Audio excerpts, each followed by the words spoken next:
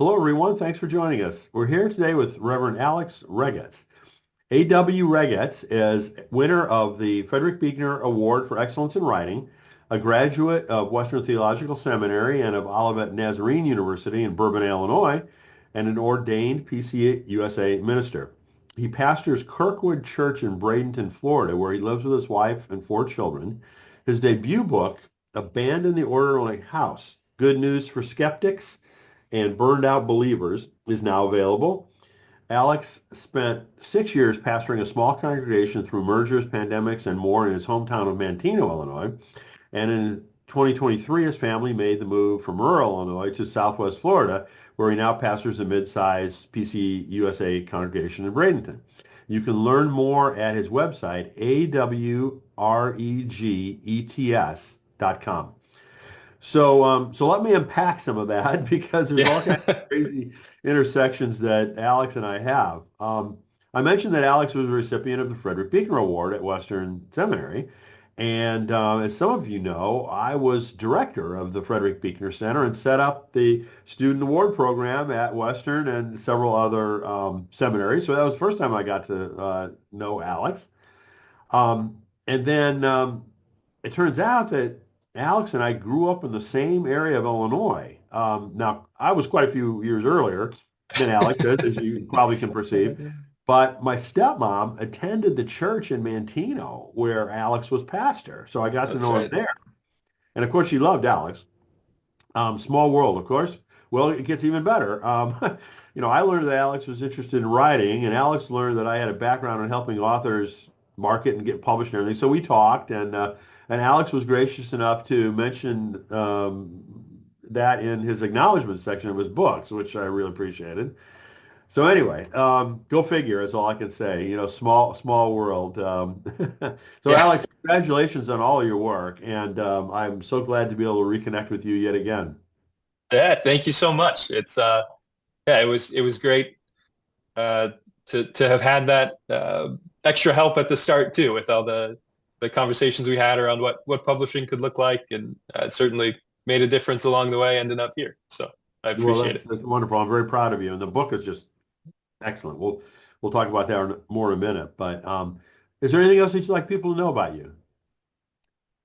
I think that covered most of it, but if you don't mind, let me share a little about your stepmom. So Ah, sure. Edna was amazing. She was uh, still driving herself to church at 99 years old, I think, around the time I Actually, left. over 100, she still was. Yeah, that's incredible. And Yeah. she was one of the people who would show up when I was trying to tell everybody to stay home because it would be snowy or icy, and there'd be 4 people in the sanctuary, and one of them at 100 years old would be Edna. So I still have memories of that. And then I don't know, for anyone who's ever done any sort of teaching or public speaking, you really know the people that smile in the crowd that are engaging in any way when they're listening. You get really good at searching those people out, and Edna was always one of those for me. And so I just Oh, wonderful. Well, have she good she memories. loved you and your family and the time that you were all together there at the First Presbyterian Church in Manteno. And I think she would refer to herself as a stubborn German or determined Yeah, German. Sorry, determined German. I Um, like but it. uh, but yeah, but she really liked that church a lot, and was her and my father both, when he was still alive, were very engaged there and dedicated, and liked that church family very much. Yeah, it was a great place for me to get started. And yeah. Then I'll say a little about that Buechner Award too. So um, I wasn't really the best student in the world. I cared deeply, and especially about my writing. But we had just had our first kid as I started seminary, and we were broke. And so I worked a lot and had an internship and all the rest. And at some point, something has to give. And so school was usually the thing that got the least of my attention.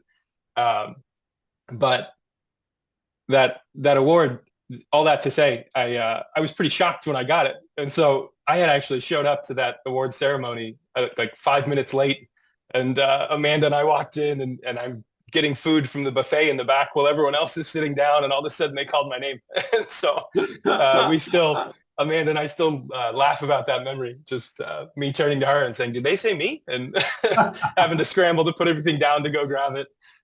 So for someone like me who didn't really expect it, it was really an encouragement. And I guess I have to say thank you to you for setting up that program in the first place, because it was certainly an encouragement to keep writing after seminary is finally done. Well, it was really, Mr. Beaker's family, was the impetus behind doing that whole program. I just executed it. But, it was a wonderful thing, basically, to be able to, acknowledge and reward students, for in some ways following in his footsteps. And because he made such an impact on so many seminary students. And we Yeah. felt that, you know, um, by instituting the award and also giving away some of his books to seminary students, it would kind of reintroduce him to a new generation of, Yeah, that's how I of found him for the first time was was it really? getting those books. So yeah, Yeah, yeah. So, I think it paid off richly, in terms of extending his impact. yeah, absolutely. So, before we get into the book, maybe you could talk a little bit more about your church work and your family. Yeah, absolutely. I have been married to my wife Amanda for almost 12 years now. We'd have four little ones, like you mentioned. So our house is always chaos, but it's the good kind of chaos, I guess. So our 10-year-old is a lot like me, only smarter than I ever was. The 6-year-old got all of my wife's sort of creative ability, which I have very little of. And then our boys are 3 years old and 2 years old right now. So they really keep us on our toes. The 3-year-old is huge. He gets that from my wife's side of the family.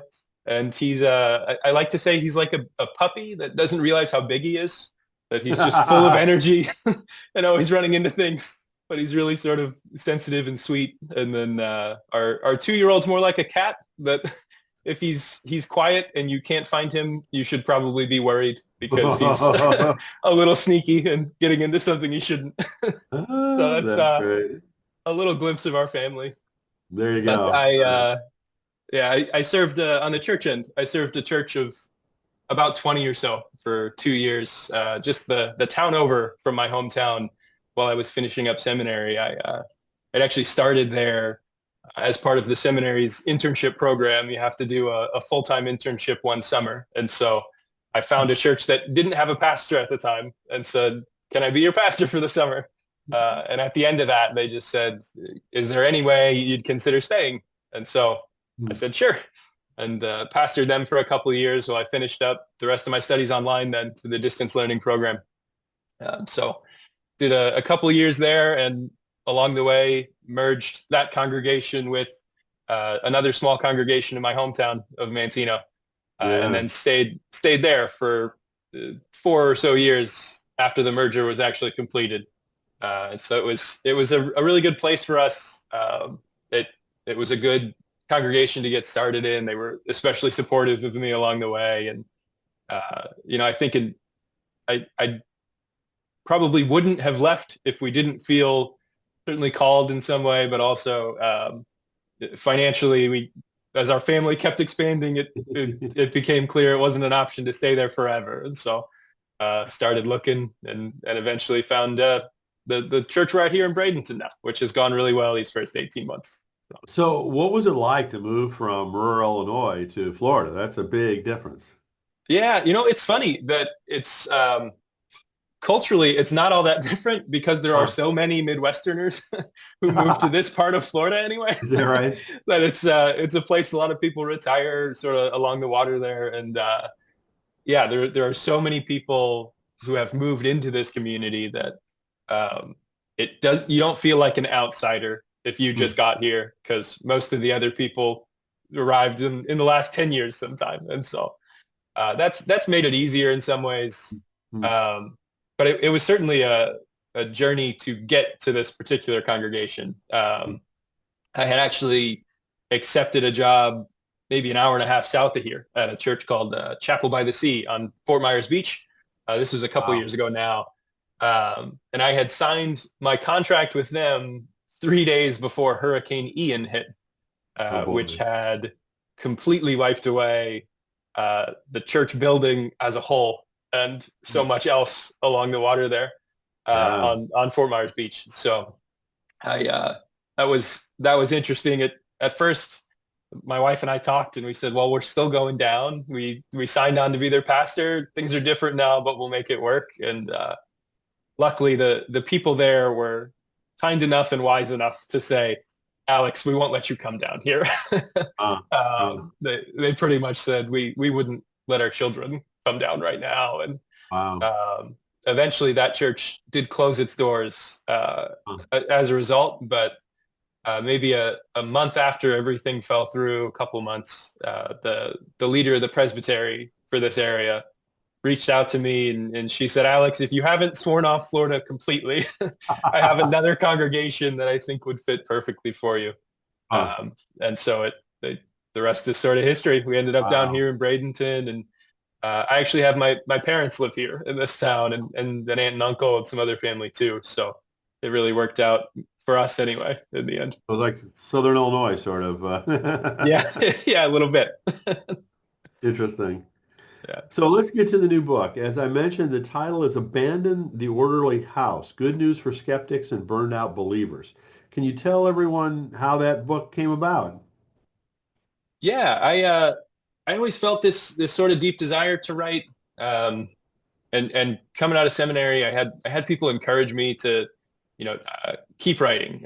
Chuck DeGroat wrote the foreword for me, a kind foreword that I really appreciated. But he was one of the people that at the end of seminary said, whatever you do, just don't stop writing when you Mm. get to wherever you're going next. And so I had done that. I had this deep desire to put something out there, but I don't have a massive platform. I've only pastored in smaller congregations, and so I didn't think I'd have much luck getting published or getting published. But you and I had talked, as you mentioned, maybe 5 years ago or something now, about the possibility of self-publishing, and at the time I wasn't really interested, but at this point I decided it might be worth trying. And so I remember having this conversation with my wife, sort of echoed the conversation Abraham has with God about saving Lot, where she said, if you knew 50 people were going to be helped by you writing this book, Mm.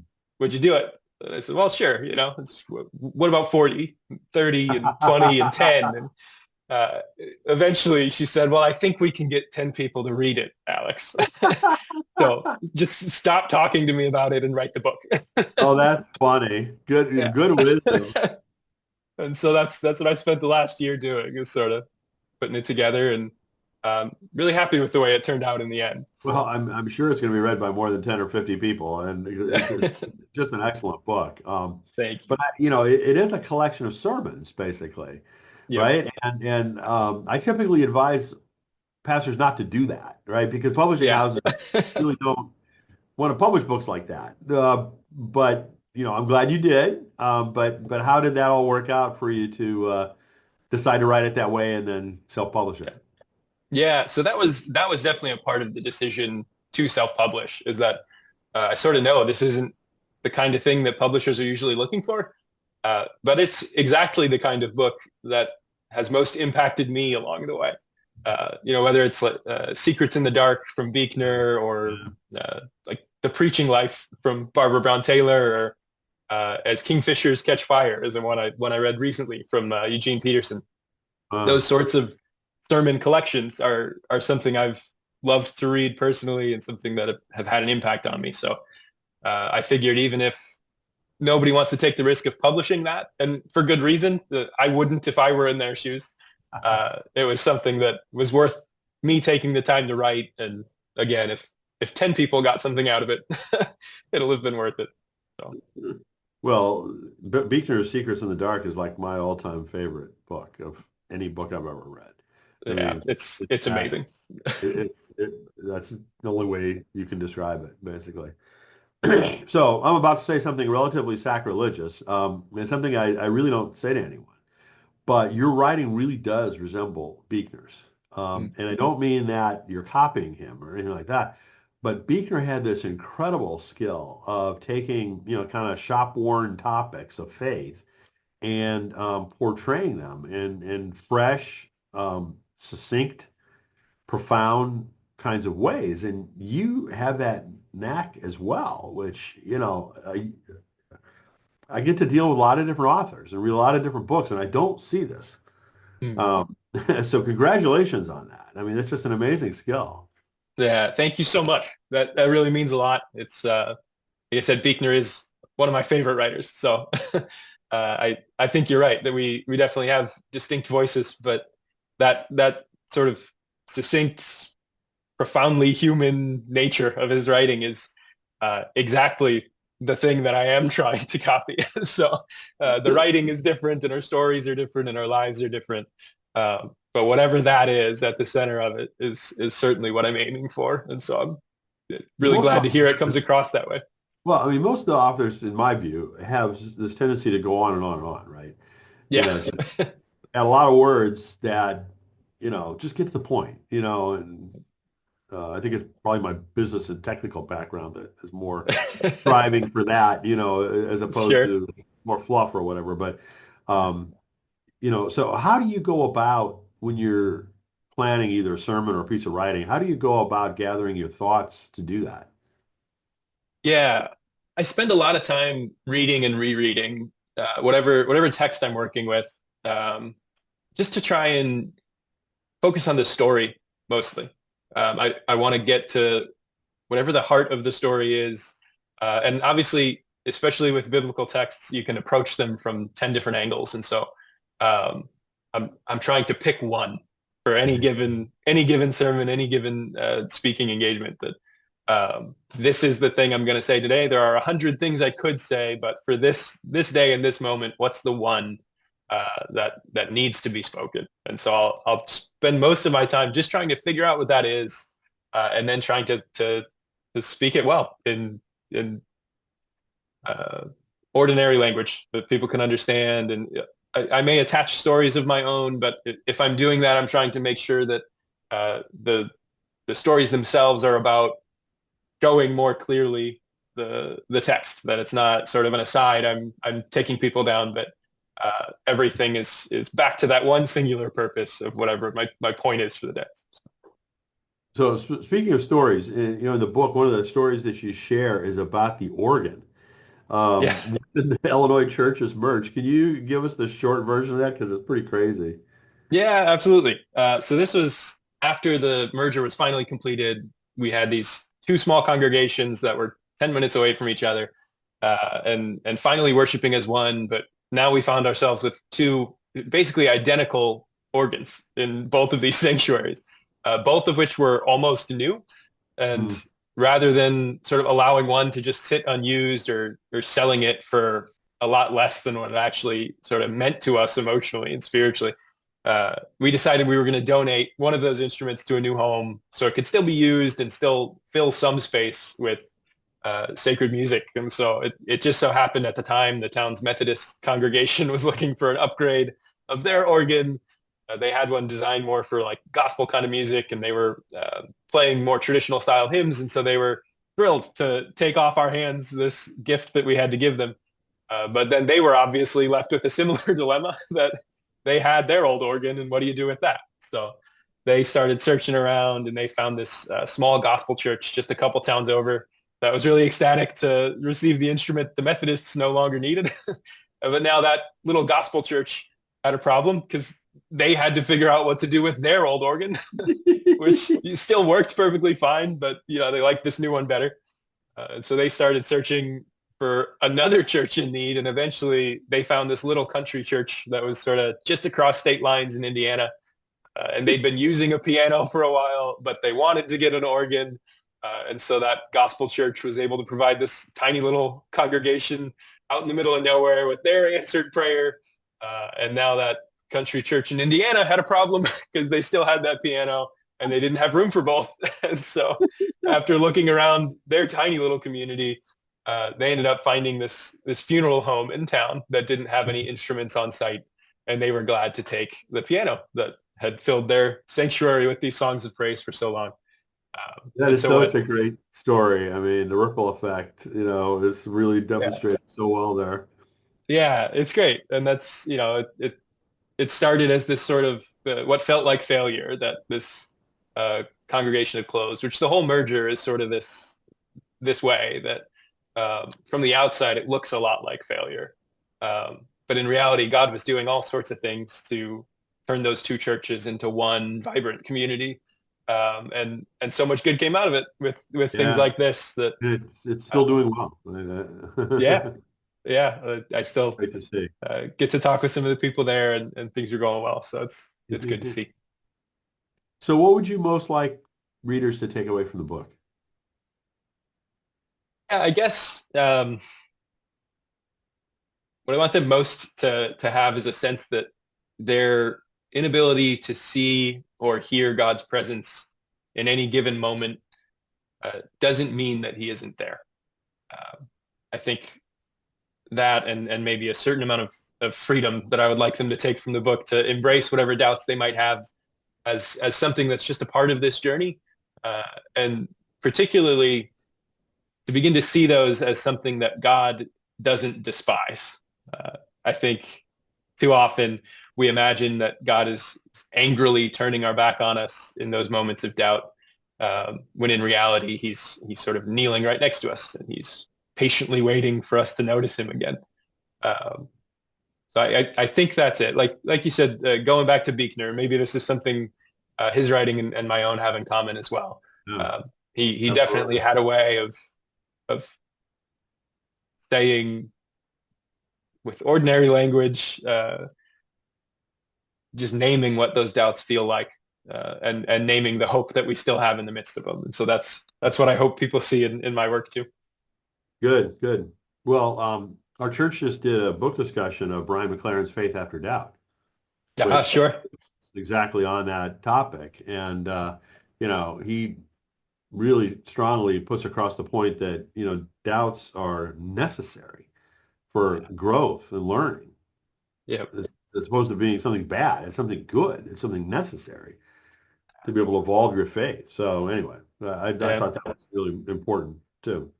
Yeah. And if we can begin to see it that way, then, whether it's us or our children, our friends, whoever, when we get to those moments of doubt, if we've heard them described that way our whole lives, it's no longer a moment of crisis. It's an opportunity to sort of live into what we've always been told. And so, as much as I can, I like to try and, whether it's from the pulpit or in a book, make sure that people know that's okay, that's expected, it's a normal part of faith.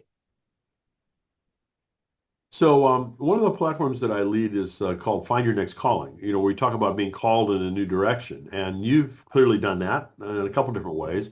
Both in terms of geography as well as expanding beyond pastoral leadership into writing. So can you talk a little bit about what those transitions look like for you in terms of how they took place and how they impacted your family and your thinking? Yeah, absolutely. Like I said, with Mantino and leaving there to come down here to Florida, it was sort of, on one hand, there was this pull to do something different. I'd call it like a holy discontentment or something that we felt, both my wife and I, we just felt unsettled, despite everything finally being how we wanted it. Um, and it just seemed like there was something else for us. And so that was a piece of it. Uh, but I really imagined myself staying at that same church for 40 years and then retiring and being done. And that was sort of always my hope, was to just stay in one place, one small congregation, and have that be enough. And I think I would have been glad to do that. But again, I sort of felt pushed in a way that we had to, for financial reasons or whatever else too. So I almost picture like the story of the Israelites going through the Red Sea, and you have, I would imagine, all these people running through on the dry ground right away the second it opens up. But then, you get the part of the story where the army closes in, and that's what pushes the last people across. And so it almost felt like that, where some part of me wouldn't have left unless I was sort of forced to. I think sometimes that happens for us. Yeah. But on the writing end of it, that transition, I think a lot of people have it in their head that you have to be a full-time writer if you're going to do this. Um, and that you can't start where you already are. And I think that for me was the transition of just acknowledging, well, I can continue to do the work, this other work that I'm called to as a pastor. I can continue to provide for my family that way. I can continue to um, do all of the things I am doing, and also add in writing, as long as I do it with a long enough timeline that I'm not trying to rush, and as long as I'm sort of putting in the right amount of balance. It's not a thing I have to rush, and so allowing myself to just go really slow with it, to start where I was, but to think long term, to think if the first book doesn't sell 10,000 copies, that's okay. It's enough if it sells 100, but I learned some new skills and learned some lessons along the way. As long as I don't stop at one book, that will Absolutely. have been valuable anyway. So Absolutely. Good for you. I mean, and I think those two things really feed off each other too, don't they? yeah, yeah, absolutely. There's a certain freedom to it that way. If you're writing for the love of doing it, and again sort of gave me the freedom to write what I wanted. Like you said, with the sermon collection, that's not going to be a thing that is easy to get picked up somewhere. But if you're doing this because you can't not do it, then you Yeah. have all kinds of freedom to write the thing you actually want to write. And so that's been great. To quote Parker Palmer. Yeah, that's right. Yeah. He was the one that I know at least have said that because I could not do it, Yep. So what Definitely relate advice to do you that. have? What advice do you have for others that are considering becoming an author? Yeah, I think that's a big piece of it is that start where you are. Don't don't feel the pressure um, to have to quit your job and make any drastic changes in order to do it. If you start writing now, you can call yourself a writer now. If you whether it's through self-publishing or sort of hybrid publishing, or whatever else, there's different paths to it, but um, continue writing, continue putting work out there. Even along the way, this past 10 years since I've sort of been in ministry, there's been lots of things I've written that I didn't even self-publish, that um, things I started and attempted or even finished but never put out there, that I maybe gave to acquisitions editors or whatever, and got some distance along in the process but didn't make it all the way to the end. And even that wasn't a failure, because I look at it now and feel like I couldn't have done this work unless I had done those before. Hmm. So I Good think for that's you. my biggest advice.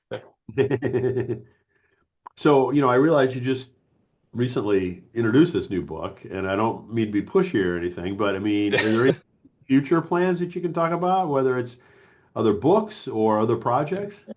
Yeah, I'm definitely going to keep writing. I, when I started this conversation again with my wife of sort of, is this worth doing? Should I spend the time? How much time do I really have to spare? We sort of figured out, yes, you can do this one. Two, yes, it's worth it. Um, and three, it was, if I take a long-term view, um, I can, if the goal is to publish 5 books, or 10 books, well, then I won't get stuck after the first one in whatever sort of disappointment or exhaustion I feel. And so we sort of had a deal at the beginning that don't let me stop after the first one. So I know I'll be pushed to keep going. But I'm looking now at another sort of collection like this one, but with a different sort of topic. There's a line in the story of Jacob and Esau, if you go through the Message translation of it, where Esau is told that somewhere along the way he will break loose and run free. And then you get this beautiful moment in that story where Jacob comes back and discovers that even though he doesn't think it's possible, Esau has already forgiven him. And so I'm imagining a book, Break Loose and Run Free, something sermons on forgiveness and grace, and the way that's impacted me along the way. So Oh, very cool. yeah, We'll look forward to that. Please keep us posted. absolutely. So Alex, it's so great to reconnect with you. Congratulations on, making this book happen and all of the wonderful work that you've done. It's so great to see you grow, and there's a lot of people rooting for you. So keep that in Thank you. mind. Absolutely. Thank you so much for having me on today. So again, the title of the book is Abandon the Orderly House. Good news for skeptics and burned out believers. Check it out at Alex's website, awregets.com. Alex, thanks again, and many congratulations. Thank you.